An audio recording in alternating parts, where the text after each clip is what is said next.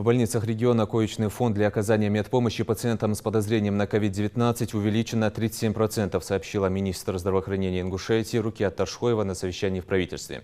Связано это с четырехкратным увеличением роста заболевших. По ее словам, ведется регулярный мониторинг заполняемости коечного фонда, который при необходимости может быть изменен.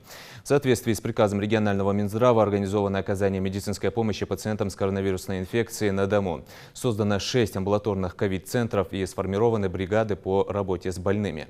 В республике создан резерв лекарственных препаратов для амбулаторного лечения на 2 месяца. Для стационарного лечения до 1,5 месяцев, средств индивидуальной защиты на 5 месяцев. Медикаментозная терапия стационарных больных проводится в соответствии с утвержденными методическими рекомендациями Минздрава России. Власти региона намерены ужесточить ограничительные меры, направленные на противодействие распространения коронавируса. Такое заявление на пленарном заседании сегодня сделал премьер-министр Владимир Сластенин. Ранее в своем интервью с СМИ он предложил такой сценарий развития ситуации по COVID-19, связанной с резким ростом количества заболевших. Кроме того, на совещании рассматривался текущий статус проведения вакцинальной кампании против коронавируса. Как заявила Рукият Таршхоева, на сегодня количество граждан, привитых первым компонентом вакцины, достигло более 110 тысяч человек.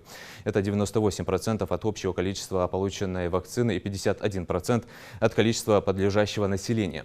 Вторым компонентом 78 171 человек.